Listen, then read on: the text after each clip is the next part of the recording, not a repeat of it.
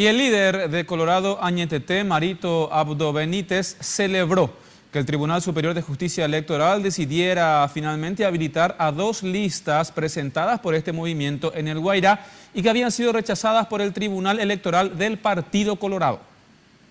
El movimiento disidente había denunciado que el Tribunal Electoral de su partido, de manera irregular e ilegítima, anuló las candidaturas a concejales departamentales de Guairá.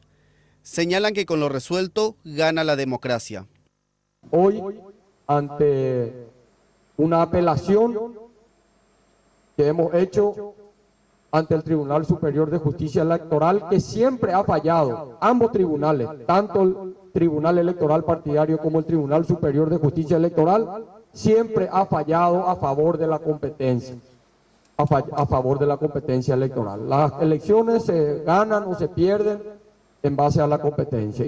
Marito expresó que lo único que pide es que no le saquen de la cancha de manera fraudulenta. Nosotros queremos competir, que gane el mejor. Nosotros sabemos que nosotros somos los mejores y que tenemos la gran supremacía y que estamos en el corazón del pueblo colorado, y eso se va a demostrar el próximo 17 de diciembre.